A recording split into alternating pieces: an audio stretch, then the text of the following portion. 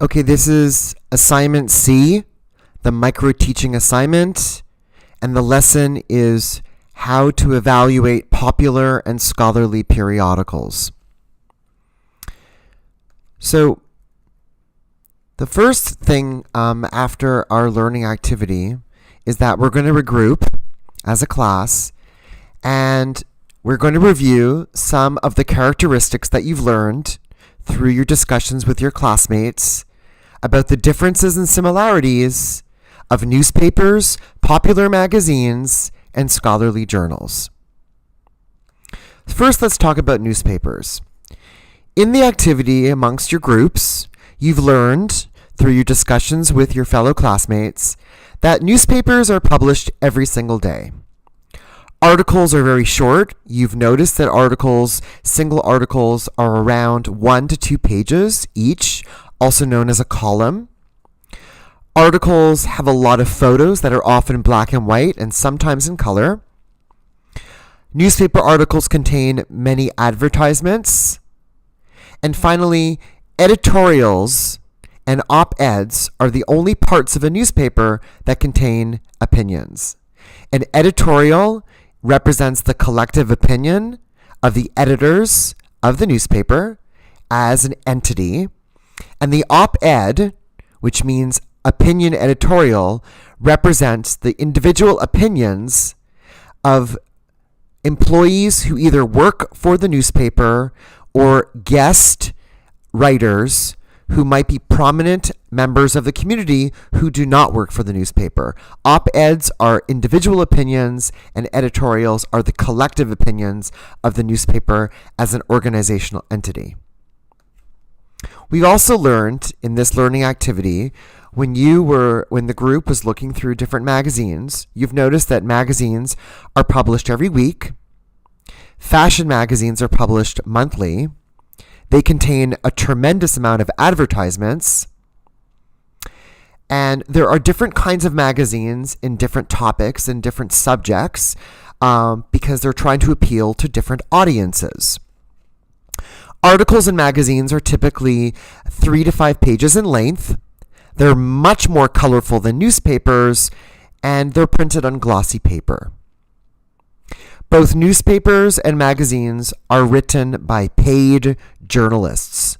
Journalists do not necessarily have to have a journalism degree, but they are professional writers who are writing for that publication and who are paid. Finally, scholarly journals. Scholarly journals are also known as academic journals, and they're also known as peer-reviewed journals. I will be discussing the peer review process shortly. Scholarly journals are written by a researcher or a scholar in that particular field. Scholarly journal articles are typically 10 to 20 pages, sometimes more, and very, very seldom fewer than 10 pages, but in general, they're much longer than newspaper or magazine articles. Scholarly journals usually have no advertisements, and there are usually no pictures or any types of photographs in a scholarly journal. Scholarly journal graphics include charts, bar graphs, and diagrams, and they are considered research because each article contains a list of bibliographic references at the end of each article.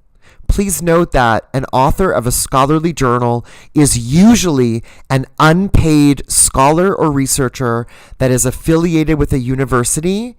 Either they are a graduate student, an undergraduate student, and often a faculty member of that university. They are not paid by the journal because it is a requirement in the faculty member's job to be engaged in scholarly research. So they cannot be paid twice. They are already paid once by the university to be immersed and engaged in scholarly research. So they cannot be paid by the journal. And journals typically do not pay authors to conduct scholarly research. The peer review process is a very different process than an editorial review. For newspapers and magazines, the editors will review the articles written by newspaper or magazine journalists and they will quickly review and edit the article so that it gets published as quickly as possible. The peer review process is a process that is used in academic or scholarly journals. Before an article is accepted for publication, it is reviewed by a group or panel of experts in the same field. They are known as peer reviewers.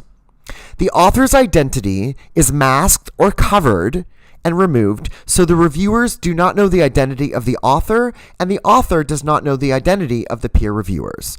This is known as a double-blind review, because both the author and the peer reviewers do not know the identities of each other. The peer review process can take several months. It's more rigorous than an editorial review, and oftentimes it can take up to 9 months to a year or longer for the peer review process to be complete and for all peer reviewers to vote and unanimously agree to accept the article for publication. This is a much longer, more rigorous process, and it's not as fast as a newspaper or a magazine editorial review. The similarities between all three publications, newspapers, magazines, and scholarly journals, include the following. Basically, for these types of publications, all types of these publications contain great information that can be used when students are trying to conduct research. Students do not only need to locate articles from scholarly journals. There's absolutely nothing wrong with students who conduct research to find information from a newspaper or a magazine. There's nothing wrong with a newspaper or a magazine. They are perfectly great sources of information for students to conduct research. With the exception of editorials, all these types of publications provide factual information. Editorials are the only types of articles that represent the opinions.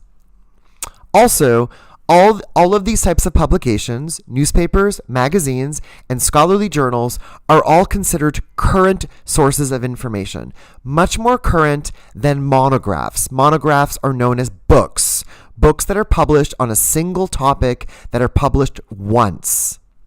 So periodicals from newspapers, magazines, and scholarly journals are definitely more current than books. Some of the differences between these three types of publications. Newspaper articles, as I mentioned, are the most current because they're published every single day. Magazine articles are not as current as newspapers because they're published once a week. Magazine articles are typically longer, more in-depth, and they focus on specific topics. Scholarly journals are typically published 4 times a year. They're known as quarterly. They are much longer in length, as discussed. You'll notice in your groups that scholarly articles are between 10 to 20 pages. They contain references at the back of each article, which focuses on all of the sources that the author used when he or she conducted their research. Other types of differences is authors of newspapers and popular magazines are paid journalists who may or may not have a journalism degree. Authors of scholarly journals are usually researchers who are unpaid. They are required to conduct scholarly research by their institution, so that is part of a scholar's job. In conclusion, I have shown you a listing of different newspapers, magazines, and scholarly journals. I've distributed many of these publications in class for all the different groups to explore and to evaluate. You are not required to read these articles, but to really evaluate the differences and similarities between these three types of very different publications. Remember that monographs are one-time publications such as books. We used monographs and we used the library catalog to search monographs in a previous lesson. We are using periodical databases to search articles in a future lesson, and we are going to be able to learn how to locate periodicals from newspapers, magazines, and scholarly journals using a variety of different databases. In a future lesson, after locating the article, we are going to locate the components of an article from a periodical, such as the title, the author, the source, which is the name of the publication, the volume, the issue, the month, the year, and the page number, and we are going to compose an APA citation given the different components of an article citation. The citation is a description of an article from each of these different kinds of publications, and we are going to pull apart the different components, and in a future lesson, we are going to put those components together and compose a citation in APA, the American Psychological Association, which is the specific style that we're going to be learning in this class. I want to conclude to emphasize that periodicals are publications with a scheduled and continuous publication. They are very different than monographs. In addition, I want to emphasize that one periodical is not better than the other. They are all different, and they offer different sources of information with different levels of depth of knowledge. And they offer different kinds of information for different research purposes. And all three should be used when conducting research in college courses.